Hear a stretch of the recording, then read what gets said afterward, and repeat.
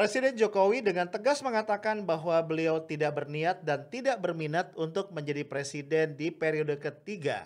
Tapi publik tidak lupa ketika menjadi gubernur DKI Jakarta, beliau juga menyatakan tidak berniat dengan copras-capres karena beliau sedang konsentrasi untuk menangani persoalan-persoalan Jakarta.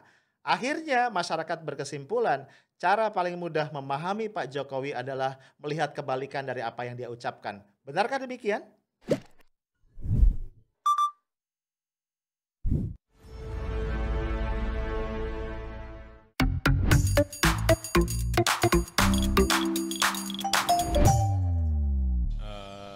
Apalagi yang harus saya sampaikan, bolak-balik ya sikap saya nggak berubah. Janganlah membuat kegaduhan baru. Kita saat ini tengah fokus pada penanganan pandemi dan saya tegaskan, saya tidak ada niat, tidak ada juga berminat menjadi presiden 3 periode. Konstitusi mengamanahkan 2 periode. Itu yang harus kita jaga bersama-sama. Halo guys, ketemu lagi kita malam ini ya. Ini Rabu malam 17 Maret 2021. Kita nongkrong lagi di Highlight ya, tentu sambil santai nih. Ya, kita akan bicara tentang niat dan minat. Ya ini terkait dengan video yang tadi lu lihat ya di awal dari podcast ini. Pak Jokowi dengan tegas mengatakan bahwa beliau tidak berniat dan juga tidak punya minat untuk menjabat sebagai presiden di periode yang ketiga. Ya kenapa ya Pak Jokowi tiba-tiba ngomong begitu? Ada apa gerangan ya? Kok sampai Pak Jokowi merasa perlu berbicara kepada publik tentang presiden 3 periode? Rupanya guys ini dipicu oleh apa yang disampaikan Pak Amin Rais yang kita kenal sebagai Bapak Reformasi. Ya Pak Amin mengatakan bahwa beliau mendengar selentingan yang semakin lama semakin jelas tentang upaya-upaya dari beberapa pihak untuk menggolkan amandemen konstitusi sehingga presiden masa jabatannya bertambah dari 2 menjadi 3 periode. Ya, kalau betul demikian patut diduga ini adalah upaya untuk memuluskan langkah Pak Jokowi menjabat 1 periode lagi setelah beliau menyelesaikan masa jabatan keduanya di tahun 2024 yang akan datang. Ya of course ya, bola panas seperti ini nih langsung saja dibantah oleh pihak istana. Antara lain dari kantor staf kepresidenan yang menegaskan bahwa tidak ada sama sekali ya pemikiran dari pemerintah dari Pak Jokowi ke arah situ dan karenanya mereka mengingatkan agar Pak Amin Rais tidak menyebarkan berita-berita yang tidak berdasar seperti tadi. Nah, pertanyaannya guys, apakah betul apa yang disampaikan Pak Amin Rais ini tidak berdasar? Ya kalau kita lihat Pak Amin Rais ini punya reputasi sebagai seorang tokoh politik yang sudah puluhan tahun nih berkecimpung di panggung politik Indonesia. Kita kenal beliau adalah Bapak Reformasi, pernah menjadi ketua MPR RI di masa yang sangat kritis ya, peralihan dari Orde Baru ke Reformasi. Dan tentu saja beliau memiliki network ya dengan banyak tokoh, dengan banyak pihak yang bisa memberikan informasi mengenai dinamika perkembangan politik yang mungkin tidak terlihat ya di panggung politik yang terbaca oleh masyarakat. Artinya beliau gue yakin punya sources yang bisa memberikan informasi hal-hal di balik layar. Dan nampaknya Pak Amin Rais mengucapkan hal tadi ya menyangkut potensi presiden 3 periode dalam rangka mengingatkan. Sebagai sosok yang terlibat langsung dalam reformasi, nampaknya Pak Amin Rais sangat berkepentingan untuk menjaga cita-cita dari reformasi. Salah satu dari cita-cita reformasi adalah membatasi kekuasaan. Khususnya adalah kekuasaan eksekutif. Karena kita tahu ya kekuasaan itu di masa Orde Baru begitu lama bertumpu pada satu tangan. Sehingga kita melihat dia tidak lagi peka terhadap kebutuhan rakyat dan apa yang menjadi amanat penderitaan rakyat. Sehingga perlu dilakukan sirkulasi ya terhadap elit politik. Dan itu yang merupakan hal yang penting yang diperjuangkan dalam reformasi. Nah kita bisa bayangkan kalau kemudian presiden menjadi 3 periode artinya kita mengalami setback. Nah guys sebenarnya pembicaraan ke arah potensi atau peluang presiden 3 periode ini bukan hal baru ya. Sejak tahun 2019 yang lalu, ya pada saat Pak Jokowi baru saja di awal masa jabatan, yang kedua, pembicaraan ke arah sana sudah mulai mengemuka. Ya, sudah mulai muncul pembicaraan di MPR RI, ya. Kemudian juga bahkan Mbak Puan sudah meminta agar dilakukan kajian yang serius mengenai kemungkinan ke arah situ. Jadi sebenarnya bukan hal yang baru. Nah, memang belakangan ini kembali menghangat karena ada beberapa tokoh yang kemudian mulai menyuarakan kembali. Yang kita ingat ya, sebelumnya salah satu politisi Gerindra yaitu Arief Poyono sudah mengatakan itu. Ya, beliau mengatakan dalam konteks sekarang ketika negara sedang menghadapi krisis ya, baik krisis kesehatan maupun krisis ekonomi sebagai dampak dari pandemi COVID-19, hanya sosok Presiden Jokowi katanya yang mampu memimpin negara ini untuk menghadapi krisis itu dengan aman ya, membawa negara ini dengan selamat melewati badai krisis tadi. Sehingga menurut beliau sangat beralasan jika kemudian Pak Jokowi diberikan kesempatan satu kali lagi memimpin negara kita. Luar biasa ya, sangat out of the box ya. Kemudian guys, masih dari politisi, dukungan serupa itu datang dari Pak Jazilul Fawait ya. Beliau ini adalah Wakil Ketua Umum PKB yang juga Wakil Ketua MPR RI. Ya, beliau mengatakan ini pendapat pribadinya ya, beliau tidak mengatasnamakan PKB, tapi bagaimanapun beliau adalah pejabat teras atau tokoh penting di PKB ya. Pak Jazilul Fawait mengatakan mendukung ya narasi ya atau wacana Presiden Jokowi 3 periode. Ya, walaupun beliau ya memberi basa-basi mengatakan dengan catatan ya, ini merupakan kehendak dari rakyat. Gua kalau mendengar gini suka ketawa ya, karena ya pastilah harus dengan tanda kutip ya, kehendak rakyat. Nah, yang lain lagi ada lagi dukungan dari Pak Muhammad Kodari. Kita tahu ya, Muhammad Kodari ini adalah Direktur Eksekutif dari Indobarometer. Ya, gue sering menyebutnya setengah bercanda sebagai tukang survei. Beberapa waktu yang lalu ya dia mengatakan akan sangat baik ya kalau di Pilpres 2024 yang akan datang Pak Jokowi itu kemudian berpasangan dengan Pak Prabowo. Ini argumentasi yang disampaikan Kodari sangat menarik.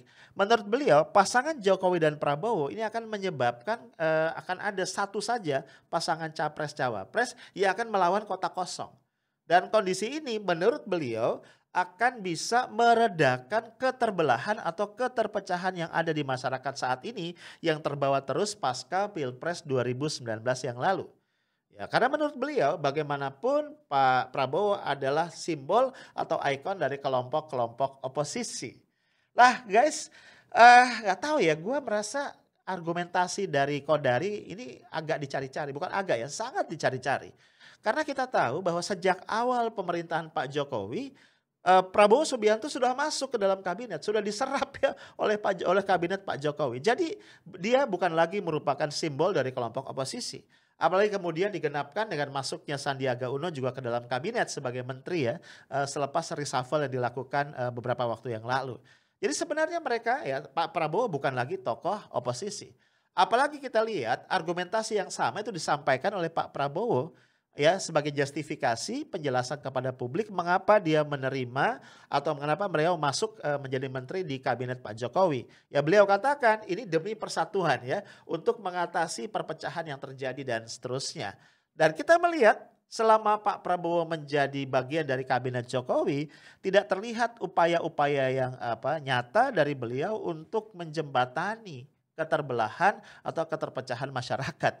Dan kalau kita lihat selintas ya, pembelahan itu tetap terjadi sampai hari ini, bahkan ada gejala-gejala semakin parah. Jadi bisa dipahami kalau kemudian beberapa pihak mengkritisi pemikiran Kodari dan bahkan ada yang menyebutnya sebagai onani atau masturbasi politik ya, karena memang sama sekali tidak beralasan. Tapi kalau bab pemikiran-pemikiran yang out of the box memang kayaknya ya Kodari ini jagonya ya.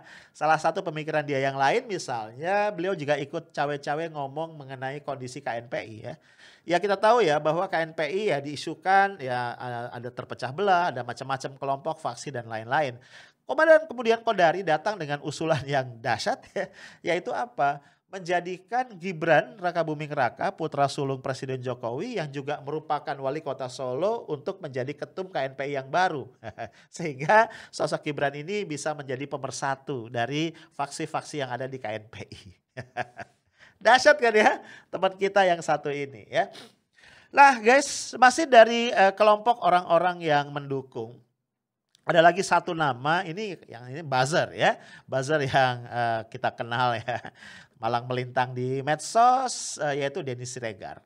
Ya, dia mengatakan rela Pak Jokowi menjabat sampai 7 periode. Alasannya apa? Daripada Anies yang jadi presiden. Gue pas baca, aduh luar biasa ya. Disitulah akhirnya kesimpulan kita. Memang kalau haters itu tetap haters ya dengan segala dinamikanya.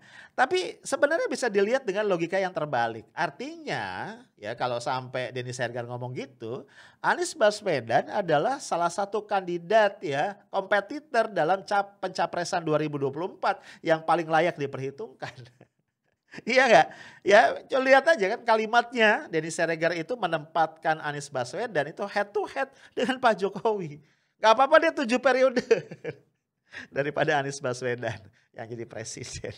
Menarik juga ya. Ini kabar baik buat buat Bung Anies nih. Artinya sosok beliau sangat-sangat diperhitungkan.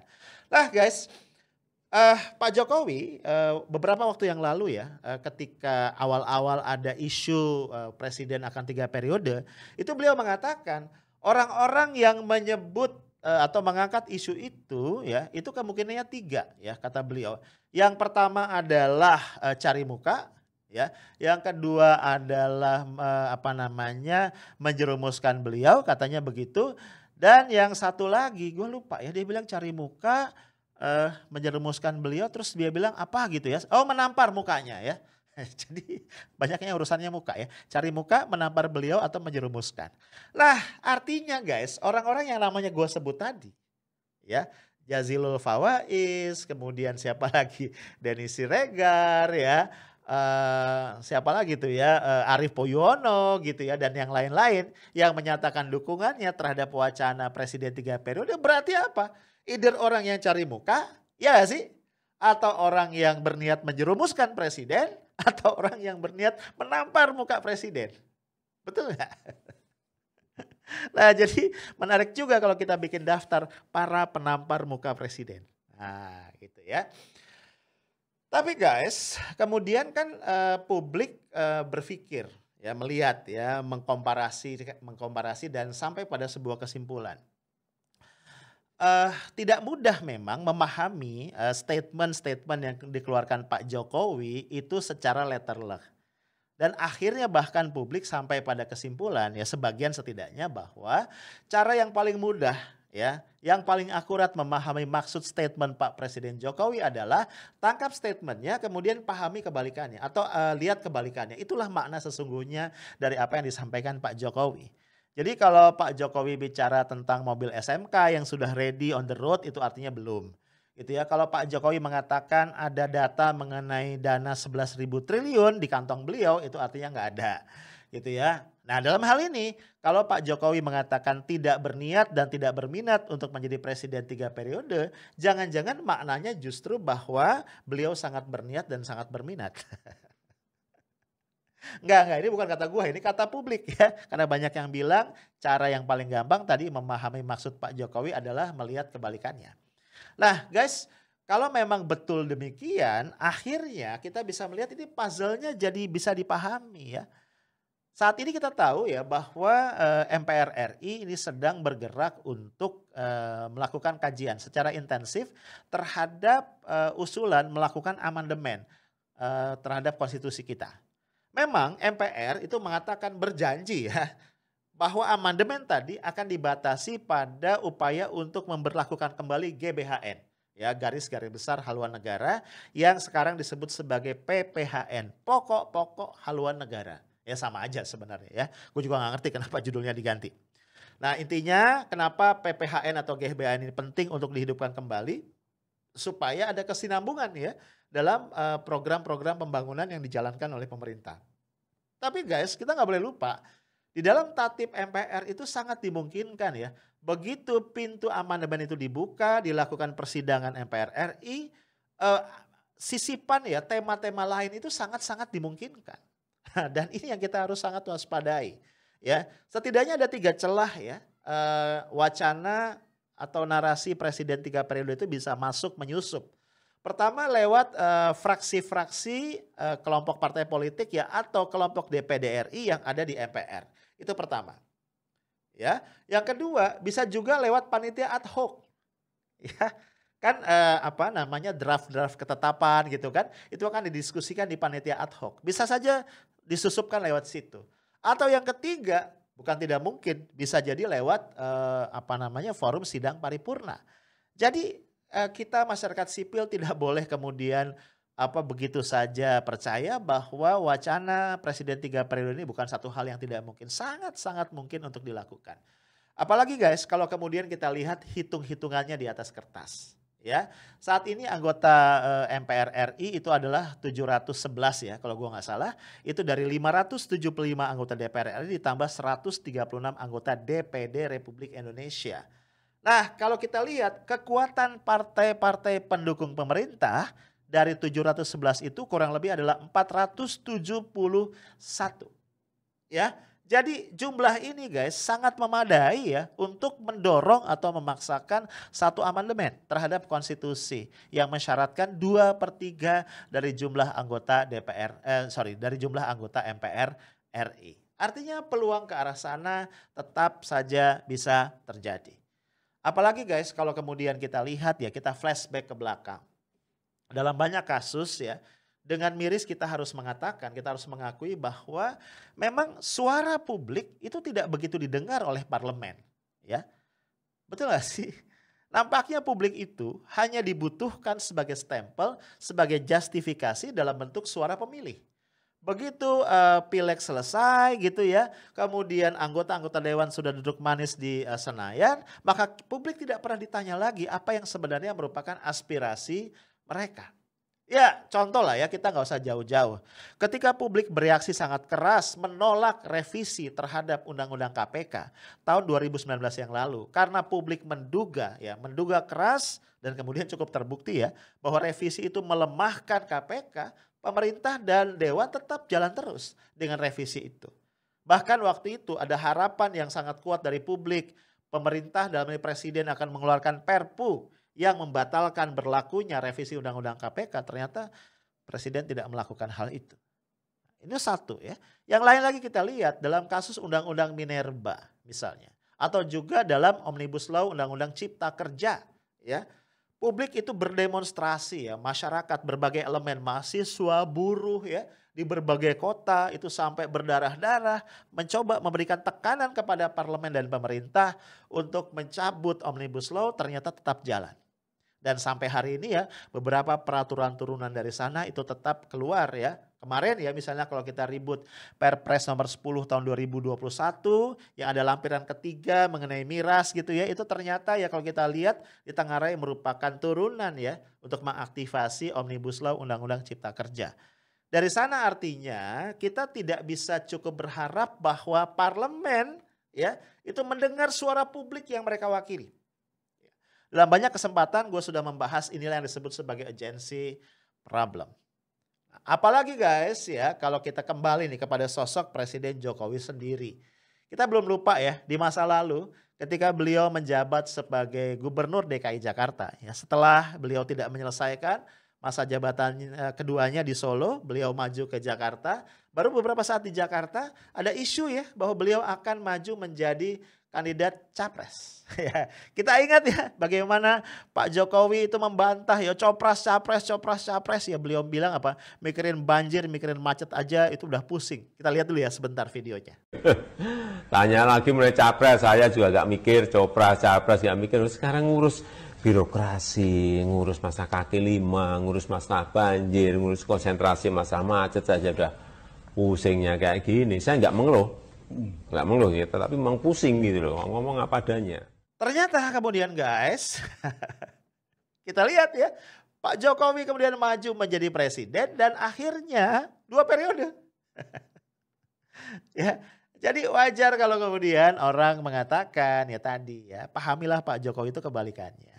Ya apalagi kemudian ya Ben Blunt sudah menulis satu buku yang sangat kontroversial bahwa Pak Jokowi itu adalah man of contradiction.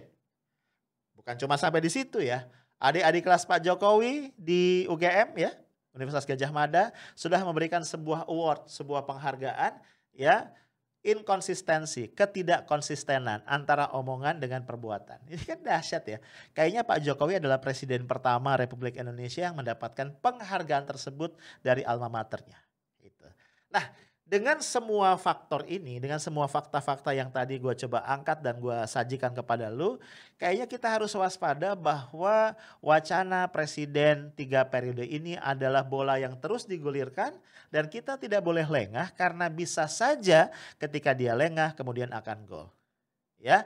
Belum lagi ada satu pernyataan menarik ya dari seorang politisi senior Partai Demokrat ya, Pak Benny Kaharman. Ya, dalam satu statementnya ya di medsos dia mengatakan bahwa apa yang terjadi sekarang ini ya, bantahan Pak Jokowi itu mengingatkan dia pada kondisi tahun 1963. Ya, lu tahu kan Bung Karno itu, Presiden Soekarno itu mendapatkan predikat atau gelar atau diangkat sebagai presiden seumur hidup oleh MPRS ya. Nah, awalnya itu bukan keinginan beliau ya. Jadi beliau menyatakan tidak berminat, tidak ingin ya. Tapi kemudian MPRS ya, rakyat ya, tanda kutip rakyat melalui MPRS yang memberikan gelar itu, jabatan itu kepada beliau, menobatkan beliau sebagai presiden seumur hidup. Nah, kira-kira itu yang disampaikan oleh Benny Kaharman. Jadi intinya guys, sejarah itu senantiasa berulang ya. Pak Jokowi sebelumnya tidak mau nyapres, ternyata jadi capres, jadi presiden bahkan 2 periode. Ya, sebelumnya Bung Karno tidak mau menjadi presiden seumur hidup, ternyata kemudian jadi. Ya, dan banyak hal-hal lain yang membuktikan bahwa bola-bola panas seperti ini harus kita waspadai karena bisa jadi ya sedang diselundupkan pada saat masyarakat sipil lengah dan akhirnya ketika kita terbangun semuanya sudah terjadi dan terlambat untuk dikritisi. Karena itu guys, mari tetap bersuara. Karena Indonesia adalah milik kita dan kita punya kewajiban moral untuk menjaga demokrasi yang sudah kita pilih sebagai jalan bernegara. Itu aja dari gua, stay tough, smart, and professional. Assalamualaikum warahmatullahi wabarakatuh.